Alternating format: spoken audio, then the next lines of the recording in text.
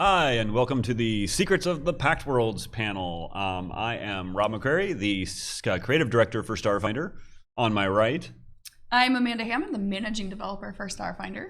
And on my left. I'm Jason Keeley, a developer working primarily on the Starfinder adventure paths. So the Secrets of the Pact Worlds, where this is kind of mainly, we're not going to just divulge a whole lot of secrets because there are some secrets that are secrets, but we're happy to answer questions and everything. I will say we're not going to say what happened during the gap or why there is a gap and everything. That's one of the core mysteries of the setting that we'll probably never answer. Or like what happened to Galarian. We're not going to answer that. Or how long the gap was. These are all kind of mysteries that are part of the setting. But we're happy to talk about anything else. And of course, the Pact Worlds is the core of our setting, but there's a whole galaxy that we have to play around with, so we don't have to only talk about the Pact Worlds. We can talk about everything else in the setting or Starfinder in general. Since this is Secrets of the Pact Worlds, though, Amanda, do you have a favorite Pact World? I have to say it's probably Eox, the land of the dead, which I know is a huge surprise. but I really like the subtle sort of nuanced changes that have taken place to undead creatures in Starfinder. Undead creatures aren't necessarily always evil. There's an entire planet of them. There certainly are parts of that planet that are very evil, with the corpse fleet that's broken away from the Pact Worlds, and they don't agree with, dealing with those filthy living creatures, but that the Pact Worlds are getting along with Eox, and the Eox is really trying to be kind of assimilated with them and create good relations. I think it's just a really interesting narrative piece that we play with in our setting. How about you? Do you have a favorite Pact World or some? Yes, part of the Pact Worlds, I would say. I think the thing I probably enjoy playing with the most is the Diaspora, the asteroid belt that was once 2 planets that was destroyed by evil Eox. Ooh, I'll get you one day, Amanda. And it's got a whole bunch of because it can have a whole bunch of weird stuff in there, and we have a giant river that runs through the whole thing. We've got an ice kind of moon in the middle of it. We've got space pirates there, yar, and just lots of good stuff. I'm a fan of Absalom Station, which is the big space station that's in the orbit of where the planet Galarian used to be, just because there's all these mysteries about that, like who built it, how did it get there, what happened to the planet, and then also it's got the Starstone as the reactor in the middle of it that powers it, and I don't know if you can ever actually get to it, might turn you into a god the way it does on Galarian and Pathfinder, so that's one of the things that I like. Yeah. Any secrets anyone wants to divulge, or should we go straight to questions? We do have a secret we will divulge in a little while, but let's get some questions first. Anybody have any questions about the Pact Worlds or the setting or Starfinder? Yeah.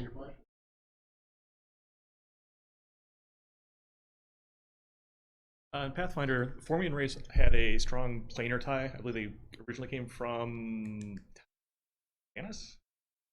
Do the Formians of Castrovel still have those planar ties?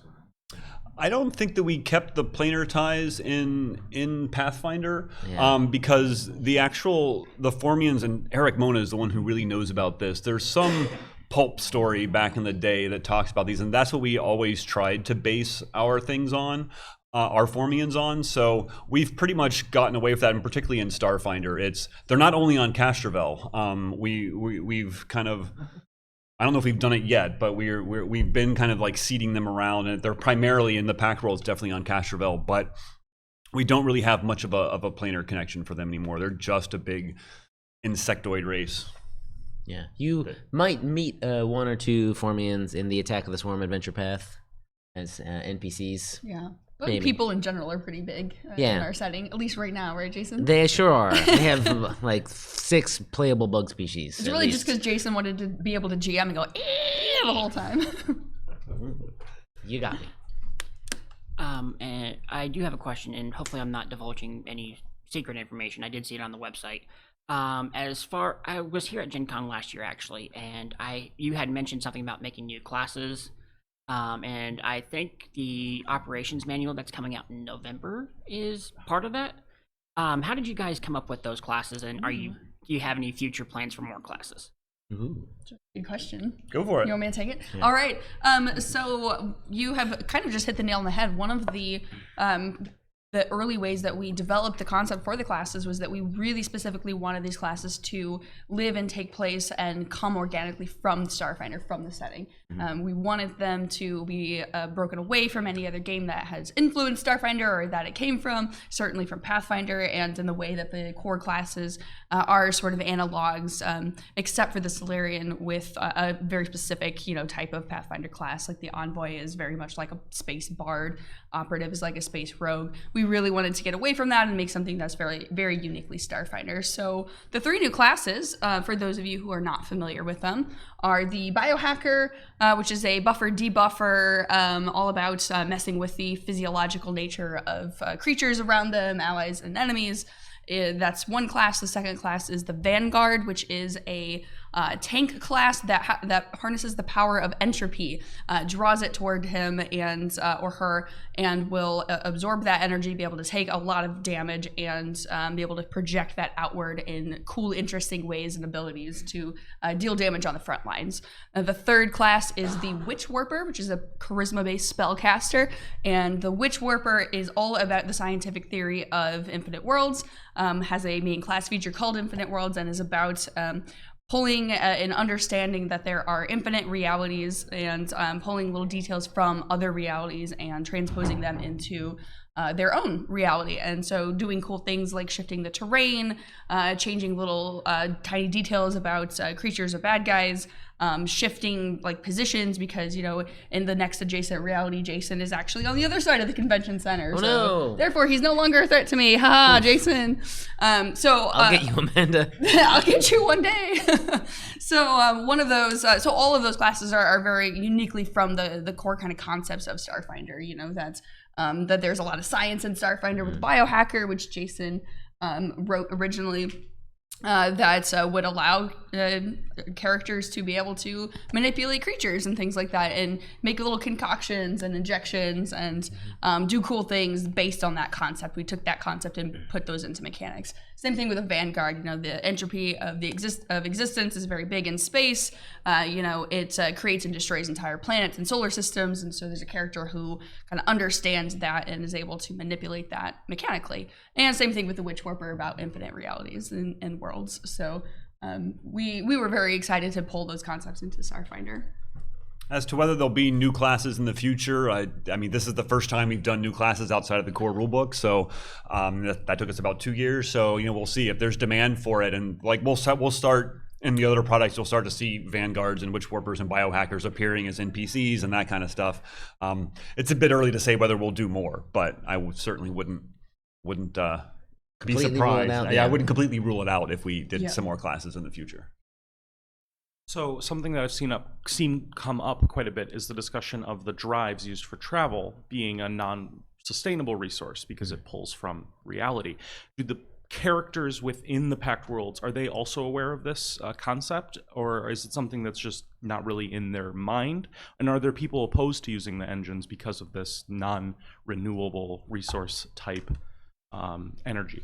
That's an interesting question, because I think that really boils down to how renewable is that, because every time you go into the drift, or just a quick explanation, that's our hyperspace dimension, it pulls a piece of another plane into the drift. The multiverse is huge, and many of those planes are effectively infinite and are actually continue to grow every day. So is it really not renewable? That is kind of a question. I think that in terms of people in the setting, how much they know about that, I think you can kind of maybe relate it to here on Earth. It's like how many people know exactly how an internal combustion engine or a jet engine works. It's like they know it works and they know it takes them somewhere, but they don't know all the science behind it. So I think there would be probably some of that people are just like, no, we just go into the drift, everything's fine. Probably like the actual mechanics and engineers that are working on them know about that kind of stuff. And I don't know. We haven't really said much about that. I think there could be small groups, but I feel like if there isn't one, I excised it from a turnover at some point. There's somebody who a group that would be like, no, we don't want to, because of all the planar stuff. Perhaps in the Drift article, there might be a brief mention, just the briefest of mentions of people who oppose it on moral grounds. But of course, one of the interesting things about it is the drift engines were given to the galaxy by the god Triune, which means it's kind of, I mean, Triune owns that technology, or basically knows about that technology, and it's not clear whether Triune discovered the drift or created the drift. Could Triune take that away from everyone? So there are certainly other religious factions that don't trust that. We've talked about some of the other drives that other things use, like Iomedeans have some planar drives that they just pop into heaven and then back to the material plane and avoid the drift altogether. I think do the Velstrax have some different? Yeah, the shadow. Well, the Kuthites, the Zong Kuthites have shadow drives that go which into the use shadow plane. Essentially, So shadow jump. there is certainly, everyone is not comfortable using the drift. Certainly. Yeah. We have a question from Twitch chat from Dungeon Novice. Where are Torag and Rovagug? Where indeed? Where indeed? I guess that's one of those secrets, because Rovagug in Pathfinder was imprisoned within Golarion, and Golarion is missing. So draw your own conclusions. Where is Rovagug and Yes. Torag? Yeah, that might be something, where are? an interesting segue into a point that maybe we want to discuss, is that sort of the scope of what the core deities are in Starfinder is a lot different than the scope of what they are in Pathfinder. And so the differences in how we determined which gods were the main core deities in Starfinder based on Pathfinder, sort of the difference between what's the most popular on one planet versus what's the most popular in the entire galaxy. And then that looks very different because there's a whole Veskarium, for example, that worships Demoratosh. And so nobody on Golarion knows what Demoratosh is. So of course, that's not in Golarion, that sort of thing. Yeah. You want to talk a little bit about how you updated some of the Golarion gods and like elevated, for example, Besmara up to a core deity? Yeah, so like Amanda was saying, we wanted to create a new core 20 deities for Starfinder. And again, looking at the whole thing, it's like, well, Golarion, obviously Pathfinder, Golarion is the center of everything. We did kind of center them on the Pact worlds, but because we're talking about a setting that has a whole galaxy, of course, you could go to different places in the galaxy and they'd worship completely different gods. And so that also allowed us to do is like, well, if we removed a god from between Pathfinder and Starfinder, it's not that god is actually gone, with the exception of Torag and Rovagug, but it's just that they're not as popular anymore. It could be that Caden Kalian passed out during the gap and he just hasn't woken up yet, and that's why no one's really worshiping him anymore. But so there were some obvious things like Sarenrae, she's the goddess of the sun. The sun is still the sun, so she'd probably still be a major goddess. Pharasma is the goddess of birth and death and prophecy, and it's like, well, everybody is, she's kind of the death god for the entire universe, so she's in there. Then I wanted to make sure that we had all these new species, all these new races, that there was at least one god that was associated with each of the new races. So the Vesk have Demoratosh, the Kasathas have Talavet, the Lashuntas have, gotta remember everybody, it's what's her name? Eurasa. And the Yosoki have Lao Shupo. That was one that we brought up because that's one from Tian Sha, our Asian analog in Pathfinder. And so it's like, well, she's the grandmother rat. That would be kind of a good thing for, well, not necessarily good because she's evil, but. And then it was just kind of fun, like looking at some other gods to sort of elevate to the sort of major status. And so Besmara, who's a relatively minor goddess of piracy and sea monsters in Pathfinder, I was like, well, there's like space and there's space pirates and there's space monsters. So she kind of got up because everyone who goes in space and gets attacked by pirates or is afraid of getting attacked by some giant space amoeba might give some kind of, offering to Besmara for protection. So plus her holy symbol looks really cool on the side of a space ship.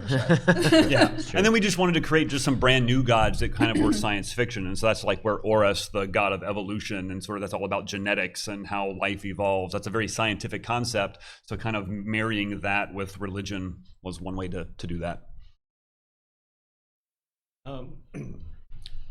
There's in other seminars you talked about how the planar access is less played up than it is in, say, Pathfinder. Is that more of a mechanical choice where you want to play up the sciencey nature of the setting? A story choice where people just don't do as many planar things, or leave it to the if the local groups are really interested in that, let them. That's a good question too. It's interestingly, like as we talked about, that Golarion is gone and that the gap has sort of separated everything.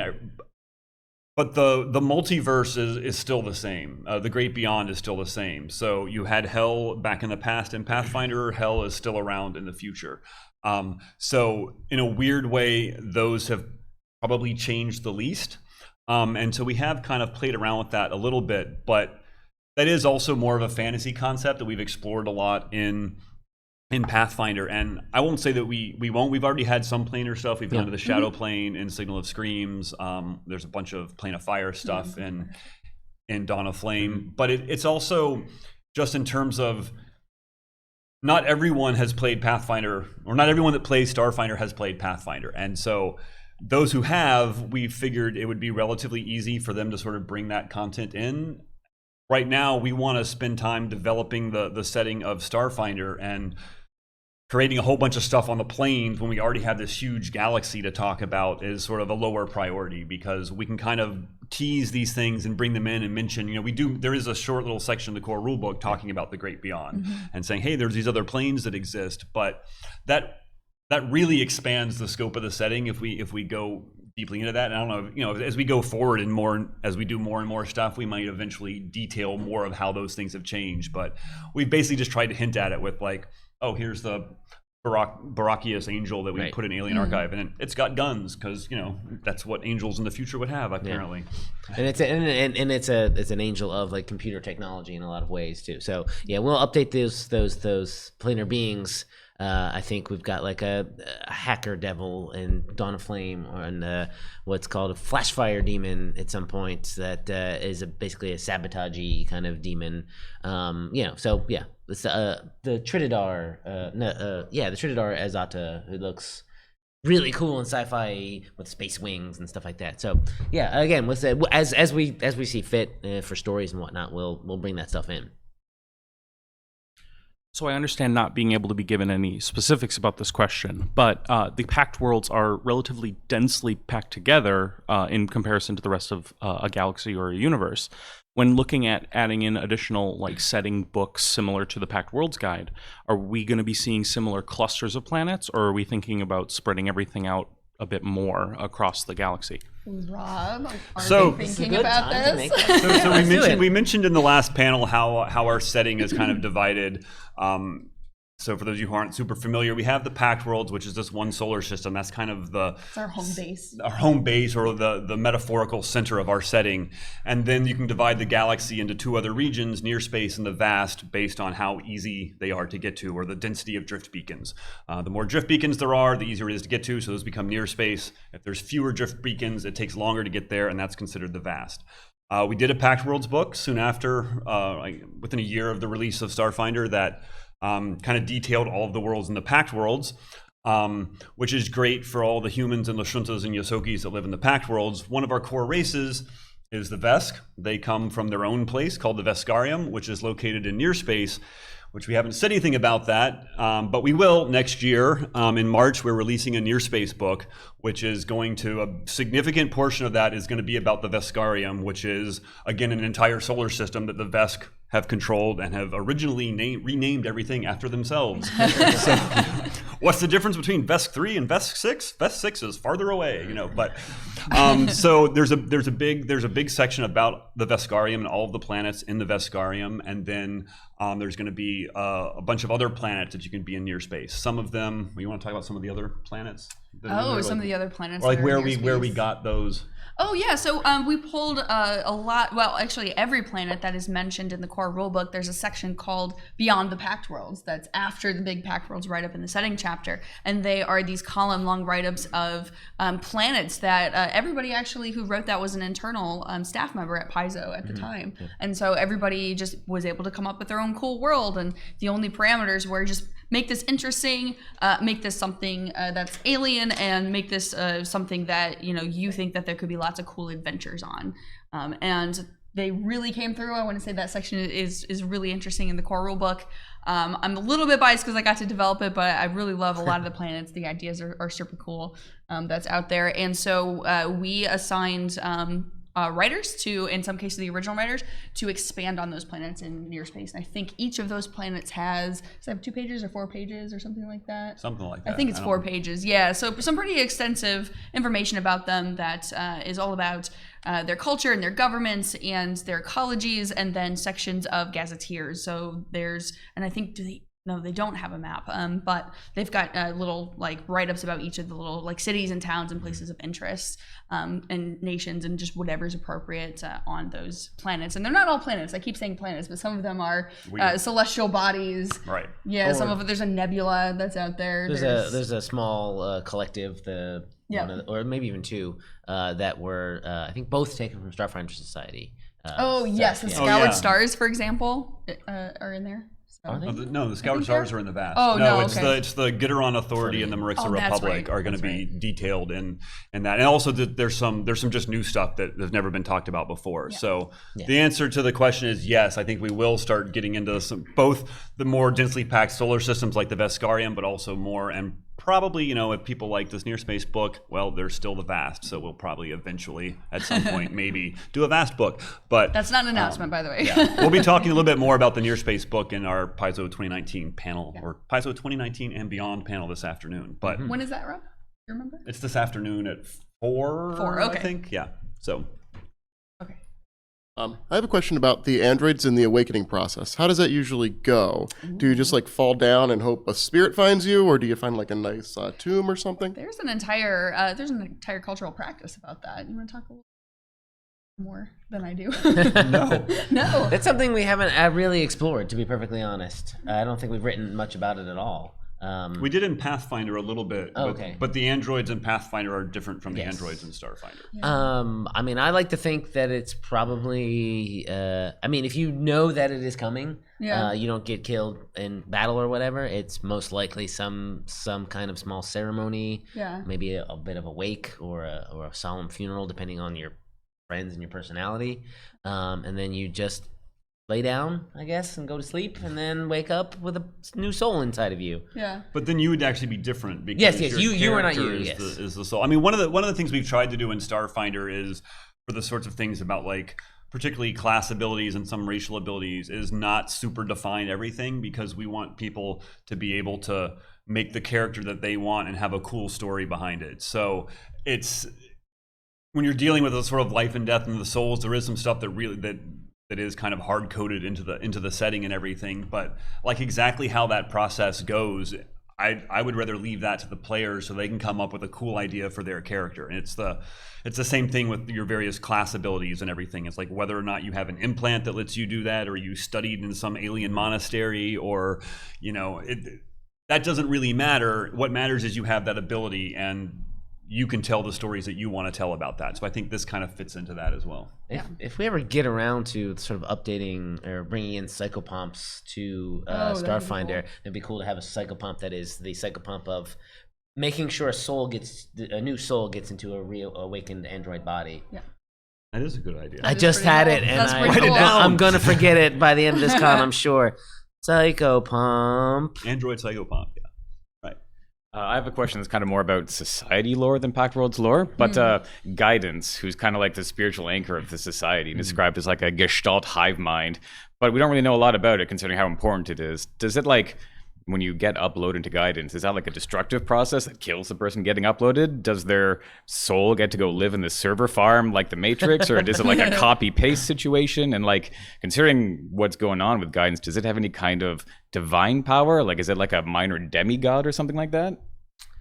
That's a good question. We tend to leave that for that kind of stuff to be developed in society play, because obviously in Starfinder Society are the ones interacting with that, even though Guidance exists in the full game and stuff. I don't know that we've fully defined exactly what it is. My concept of Guidance is that it's not that your soul is going in there. It's more like just a copy of your mind and your brain and everything. So I think that a lot of the people whose personalities and consciousness were uploaded into Guidance are now dead just because of the time. It's not that their soul is there, and I don't think that it's certainly not something that's like demigod status, because I mean, for one thing, sort of like the machine god, we've already done that with Triune, and so it's, to me at least, it's less interesting that there would be something else like that. That's not to say that something couldn't develop that way in the future, but we've also been really careful with how we deal with like artificial intelligence in general, because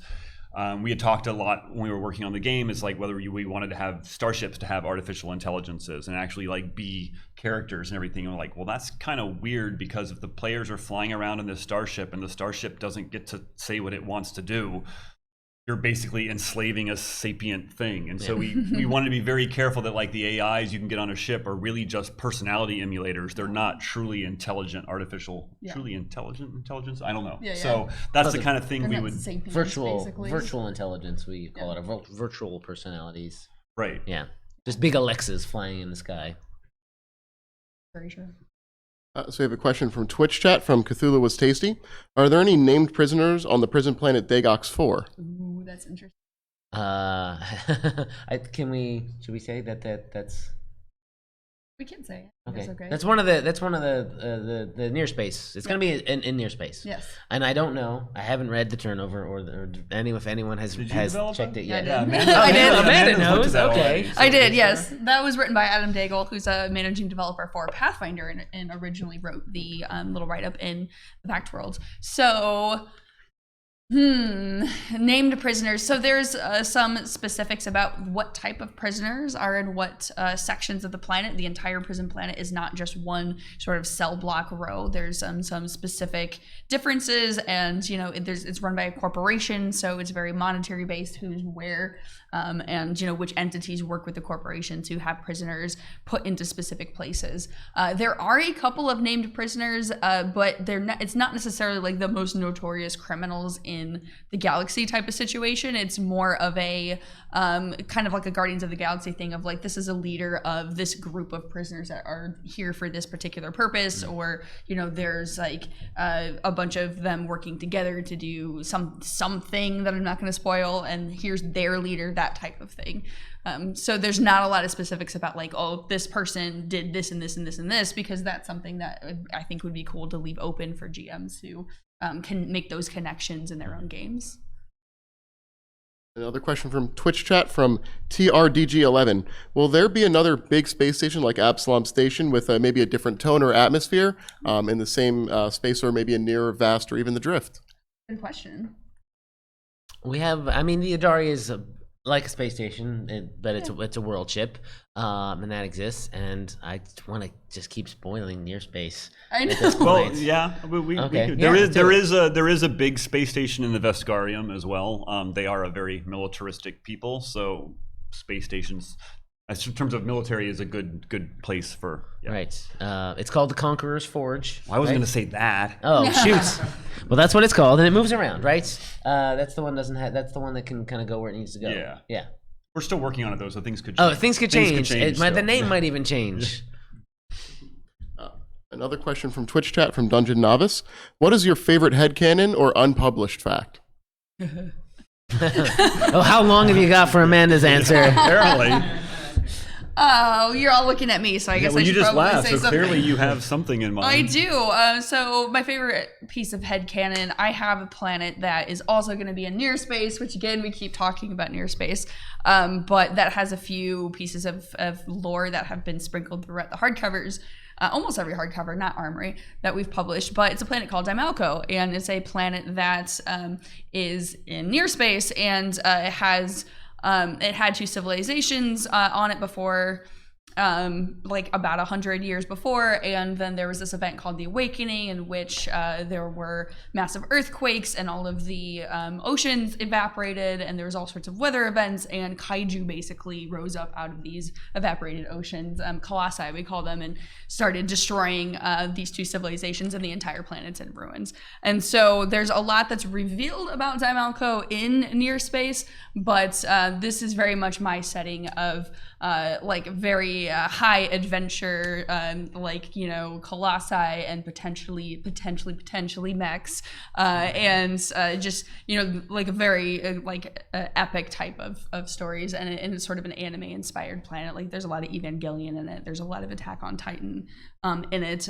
There's a series called Knights of Sidonia that also played a role in the inspirations for that planet. And so I have a lot of headcanon about exactly where the Colossi came from, how they ended up awakening at the time that they specifically ended up awakening, and what is going on with the backgrounds and the histories of these two broken nations that have had to come together and are largely huddling underground and are just kind of starting to create colonies back on the surface through the use of magical artifacts that they found when they, hid underground, and can sort of like communicate and predict the movements of the Colossi now. So I have a lot of headcanon about all of that.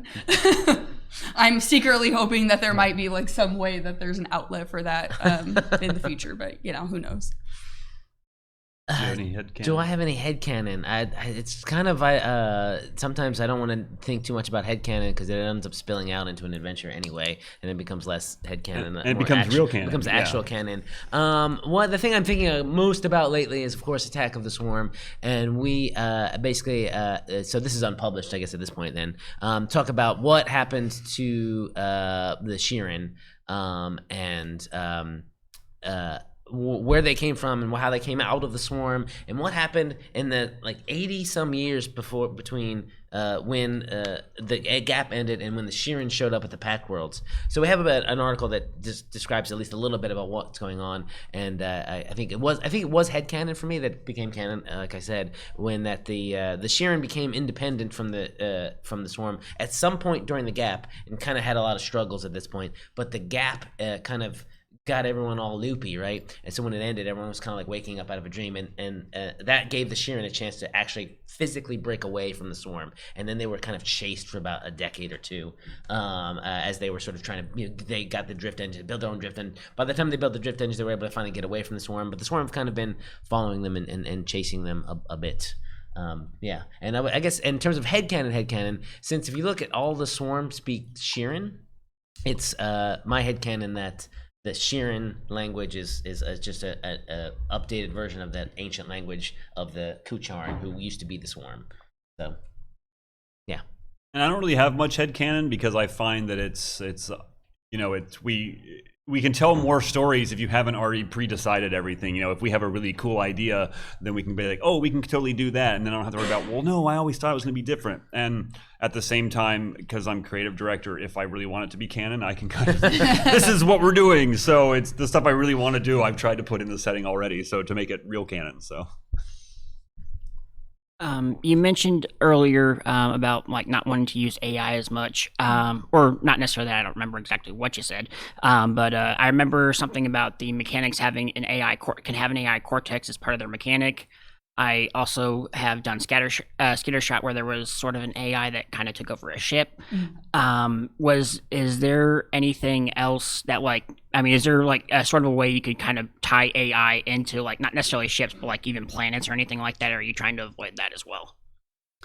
Well, it's mainly, the thing with the mechanics, exocortex as an AI, is that may be a little bit more towards the sapient thing, because this is kind of our default pet class, or it's like you have your pet drone or whatever, or the exocortex, but it's also technology that the mechanic themselves has created, and they're the only ones that do it. So it's not something that's going to take over. It's more like a partnership, and again, it's the player can tell the story of exactly what their character's relationship is with the AI that they create.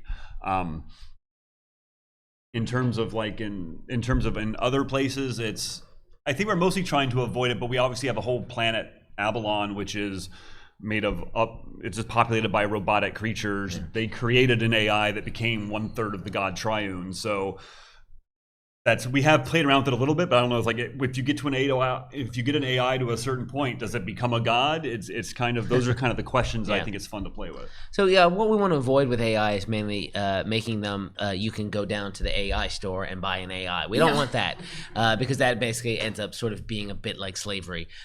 So what we want to do is we can have AI personalities that happen like, oh, we created this AI personality, we've given it control of the ship. Oh, it goes a bit crazy and and because it didn't get programmed quite right and takes everyone hostage, or maybe there's a planet that's controlled by an AI, but it's not enslaved to the planet, right? It's just it's its own creature, and it can do its own thing, and it can be good or bad or what have you. I'm not clear on the point in the rulebooks. The drift engines, drift beacons, those are presented by Triune. Are those exclusive to the manufacturer of Triune and or have they been reverse engineered by other agencies? Are they like a commercial market that the patent has been sold? I think we said that somewhere also in this the Drift article that's in AP number 4 talk about the priests of Triune take these beacons and put them places, and I think and if we don't spell it out exactly, yeah, Triune has control over them. That's what they're all made in Illuvion basically for the most part, I think, which is their home base in the Drift, and programmed that way. And I think they're probably got a little bit of divine protection. If and I'm sure we could always tell a story about someone trying to steal one of them and crack it open and try to get the technology within. But for the most part, yeah, it's probably because it's got a little bit of divine ineffability, and they're probably too complicated to crack open and just photocopy the schematics. Drift engines themselves, though, everybody has, Yes. because that was 3 years after the gap ended. Triune sent out a signal that sent out basically the schematics and plans for drift engines to the galaxy at large. Now, A galaxy-wide Creative Commons license. right? So anybody can create drift engine. I mean, that's why it even talks about, I think in the core rulebook, about how there's even pre-technological societies that they may have like cave paintings of these schematics because they have no idea what it is, but they still received it.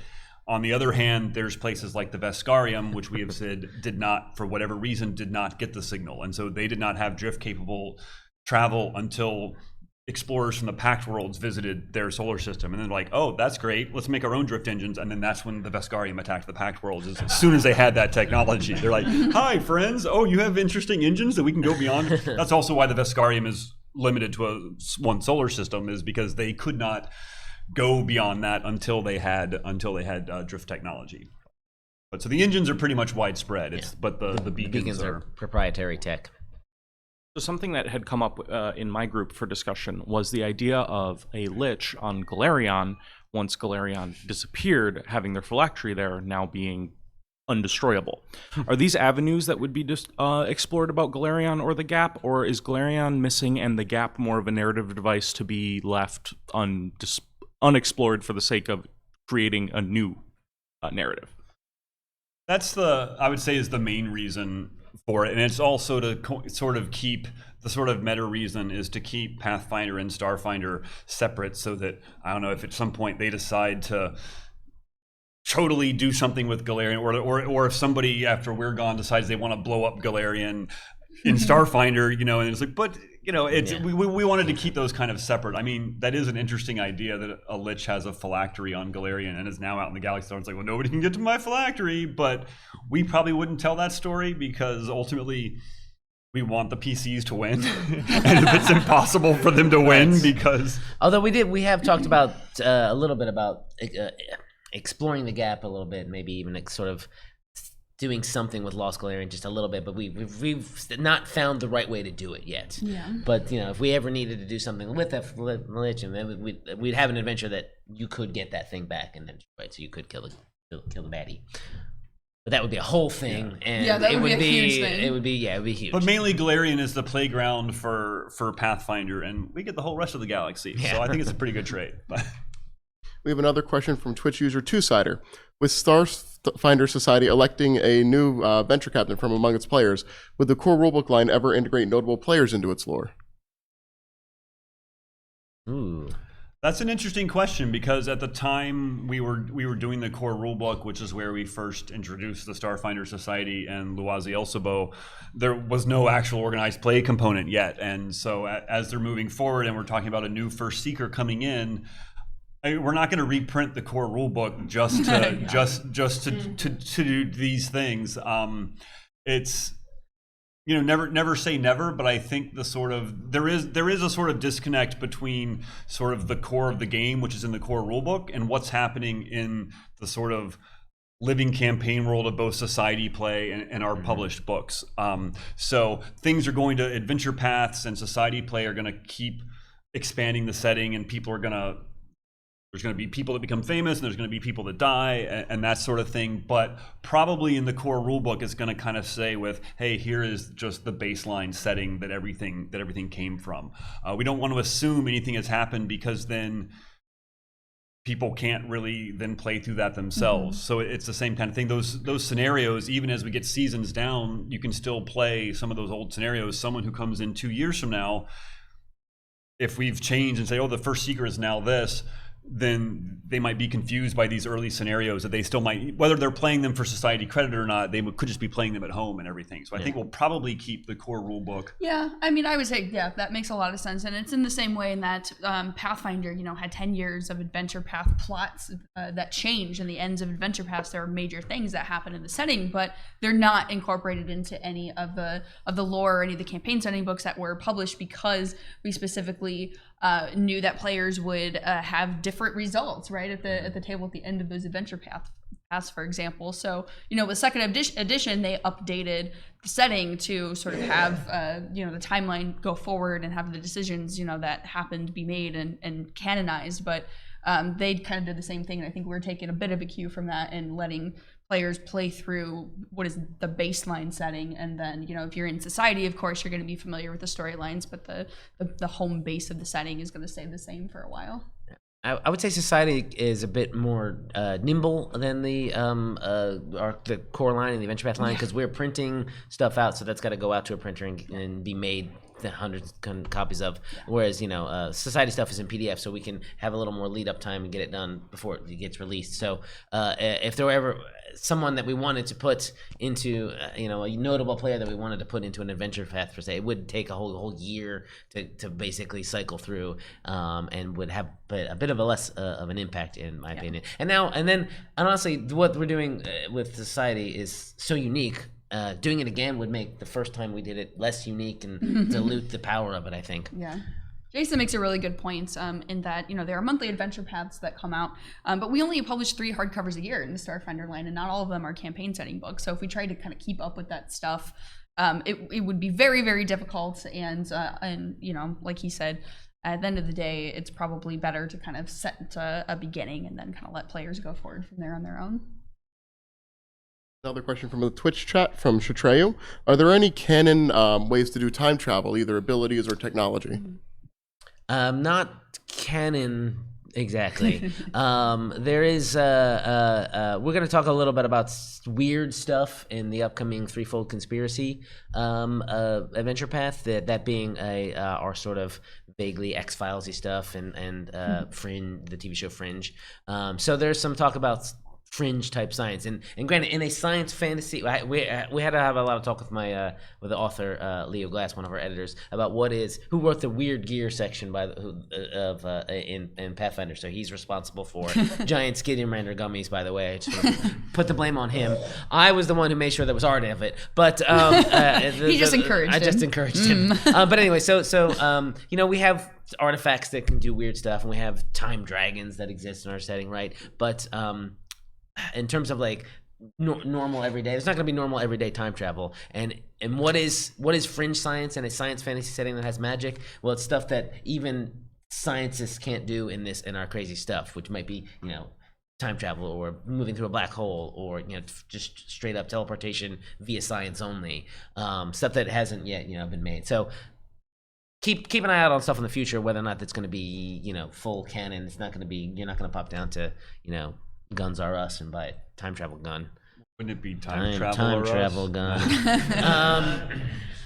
Yeah, right now we haven't really done anything with time travel, but we have talked about it, and I love time travel. Yeah. So hopefully I can get to do my time travel AP. But then the other thing, we don't want people traveling back to the Gap, because the Gap is the whole thing. So we kind of need to figure out the best way to do that. We'll probably do it as some sort of adventure path or adventure. Fingers crossed. If we ever get around. And to time travel is just really difficult to do, right? I mean, it takes a lot of sort of thinking and planning forward and figuring out how it's going to work mechanically, or planning backwards. Time is a circle, right? It's a flat circle.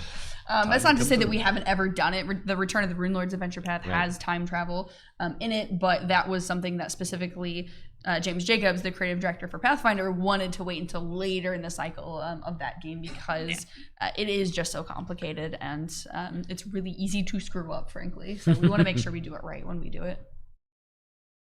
There's a bit of fluff in Pathfinder about how elves adapt to whatever environment they're in. So like when the drow went below ground, they adapted into purple skin, malevolent, horrible things. Mm-hmm. Are there any thoughts about having space elves adapt to their weird space environments. That's interesting. I don't think we really carried that part forward. In fact, that's a very old piece of lore from Pathfinder that isn't necessarily explored a lot recently. It hasn't gone away, but I don't know. What do you guys think? We haven't really done much with what we call the legacy races. I mean, they're in the core rulebook because they still populate the universe and the galaxy and everything. But again, that's one of those things because those are, elves and dwarves and halflings are so key to Pathfinder, and we have our own races that we really want to focus on that. So there could be, but I think it's going to take us a while to tell like an elf-focused story, just because we want to tell stories about Lashuntas and Vesk and everything. Yeah. Yeah, and so that's and we haven't really done much with the drow. about Apostate or the drow for that matter. Yeah. And so that would be something that we would explore. Like in Pathfinder, we had the Second Darkness adventure path, which went a lot into like drow culture and history on Galarian. If we did something like that, is when we would probably do that. Just because, again, we're always trying to find this balance between like what do we bring from Pathfinder and what new things do we want to create for Starfinder. And so. Yeah, I mean, that said, if you really like that aspect of, elves adapting to their environment, we kind of have something that does go back ways that's sort of similar to that, and that's the Riforians and the Summerborn and Winterborn situation, in which their genetics actually shift depending on whether that planet is in summer or in winter. Of course, it's currently in winter, and so they're sort of furry, and they have kind of a very light kind of complexion to deal with all of that. But the Summerborn, have got different physical traits. So that concept does exist. It's just, I don't, like Rob said, I'm not sure that we're going to do a lot with the elves. And since elves are originally from Castrovel, I'd argue that all elves are space elves. Just like goblins are space goblins. Goblins They just have bubble helmets. They just have bubble They are helmets. aliens. Elves are technically aliens on Galarian. That's so, true. Yeah. Yeah. Do we have any other questions? More questions? No. All I right. think we can wrap it up. Anyone want to say any final words? Any final secrets to give out about final secrets. anything? Probably stuff we can't talk about because we haven't announced. Always. Yeah. All right. Yeah.